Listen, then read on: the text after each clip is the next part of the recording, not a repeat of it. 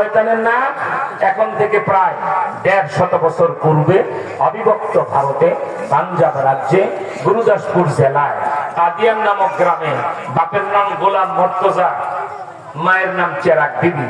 এই বেদির পেটে জন্ম নেয় শতাব্দীর কুখ্যাত ফেরাউন, নাম রাখা হয় তার গোলাম আহমদ কাদিয়ানী।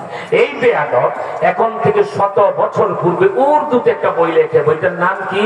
এক গলতি কা ইজালা, পৃষ্ঠা নাম্বার ১০। এই বইটার ১০ নাম্বার পৃষ্ঠা বেয়াদব কাদিয়ানী লিখে, মোহাম্মদ আখিরি পয়গম্বর নেহি হ্যায়, मैं ही आखिरी पैगंबर हूं। মোহাম্মদ শেষ নবী নয়, আমি শেষ নবী। মানবে নাকি টঙ্গী গাজীপুরের লোকেরা? কত বড় বেয়াদব! মোহাম্মদ ইসলাম শেষ নবী নয়, আমি শেষ নবী। যেখানে পাওয়া যাবে সেখানে জিন্দা পাবো, ঠিক কিনা? এখানেই শ্রেষ্ঠ। ওই একই বইয়ের পরের পৃষ্ঠা, বইটির নাম আবার বলছি, এক গলতি কা ইজালা, পৃষ্ঠা নাম্বার ১১। ১১ নাম্বার পৃষ্ঠা বেয়াদব কত জঘন্য কথা লেখে, নাই মুহাম্মদ সে বাড়কার নবী হো, আমি মুহাম্মদের চেয়ে আরো বড় নবী। নাউজুবিল্লাহ। কোথায় লেয়াকতালি, কোথায় জুতার কালি?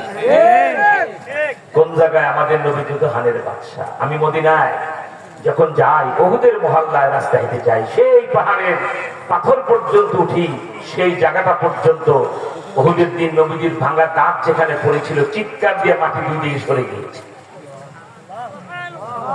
আমার ভাইরা, শুধু তাই নয়, মক্কা মদিনায় গেলে আজও দেখবেন রাস্তার পাশে কত গাছ। আমার নবী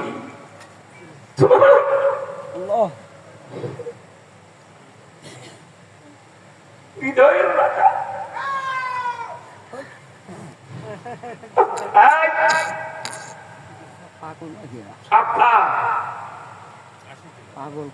একবার যদি স্বপ্নে দেখো জাহান্নাম হারাম, জান্নাত লেখা, এখনো রওজা উম্মতি উম্মতি বলে কাঁদে। তোমার আমার জন্য উম্মতের মায়া অন্য নবীদের মতো আসমানে যায় না।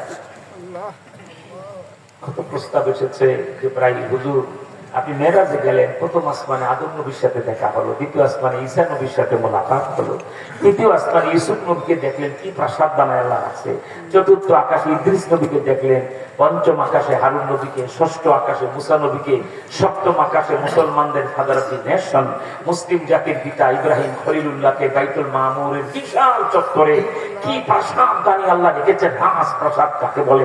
নবীজি বলে, হাজি তাই, সবই তো ঠিক। দুনিয়ার কোন রাজা বাদশার বাড়ি এত সুন্দর হয় না হুজুর। আপনি কোথায় যাবেন, সেখানে স্বপ্নবীর চেয়ে আল্লাহ আরো সুন্দর করে বাড়ি বানাবে। ইন্তেকালের সর্বোচ্চ ইব্রাহিম আমার উম্মত গুলিকে জমিনে রেখে মুহাম্মদ আসমানে যাবে না।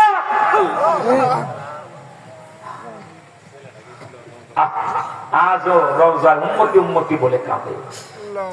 আল্লাহর কসম, মা বাবা যদি হালাল খায় জন্ম দিয়ে থাকে, নিজে হালাল খাও। মাথায় টুপি, গালে দাঁড়িয়ে, ওজুর আগে মেসওয়াক খাওয়ার আগে দস্তকার, মিথ্যা কথা জবানে বলো না, হারাম খাও না। লজ্জাস্থান হারাম কাজে ব্যবহার হয় নাই। কোন আল্লাহওয়ালার হাতে যদি তোমার হাত বাঁধা থাকে, কোন আল্লাহওয়ালার সহবতে যদি ইসলাহী সম্পর্ক থাকে, এইটুকুন আমল নিয়ে সকাল বিকাল একটু জিকির করো, আর এই আমলগুলি ঠিক রাখো। এই আমল নিয়েও মদিনায় যায়, রওজার পাশে ওই সবুজ রং দেওয়া গ্রিলে কান লাগায় দেখবা উম্মতি উম্মতি বলে কাঁদে, গুন গুন করে তোমার কানে আওয়াজ। আয় নবী जो रो रोते हैं आंखें बहे, कहते हैं उम्मती या उम्मती। রওজা শুয়ে আছো, কাঁদে। কেমন টাইম হয়ে যাবে, মা বাবার খবর নাই, কোন খবর নাই। সব নবীরা বলে নফসি, আল্লাহ আমারে বাঁচাও। বুখারী শরীফ জিলদে সানি কিতাবুল মাগাজি যেখানে শেষ, কিতাবুত তাফসীর শুরু হলো, লম্বা ১.৫ পৃষ্ঠার হাদিসে দেখেন সব নবীরা বলবেন নফসি, আমাদের নবীজি বলবেন উম্মতি। আলহামদুলিল্লাহ বলেন আলহামদুলিল্লাহ। মক্কা মদিনার পাহাড়ের পার দিয়ে হেঁটে হেঁটে যেতেন, গায়ে তো ঘাম, রাস্তার পাশের গাছ বাঁকা হয়ে, ডাল বাঁকা হয়ে তাকে বাতাস করা শুরু করে দিল। সুবহানাল্লাহ। আমার ভাইরা, সেই নবীকে যেই বেয়াদব বলে আমি মুহাম্মদের চেয়ে বড় নবী, তার কোন আস্তানা বাংলাদেশে থাকবে না। এর জন্য যুদ্ধ হবে, সবাই যুদ্ধ করতে রাজি ইনশাআল্লাহ। আমি জীবনে এত মিছিল মিটিং করছি, আমার মনে হয় 2 মণ ঘামের পানি হবে 40 বছর আমি রাজপথে ছড়িয়েছি। আমার আর মিছিল মজা লাগে না। এখন যেখান থেকে আঘাত সেখানে পাল্টা আঘাত, ঠিক না?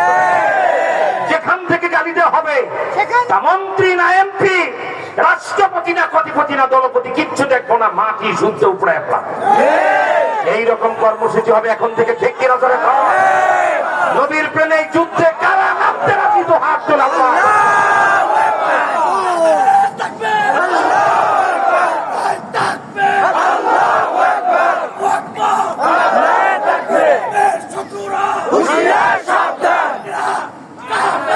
খামোশ।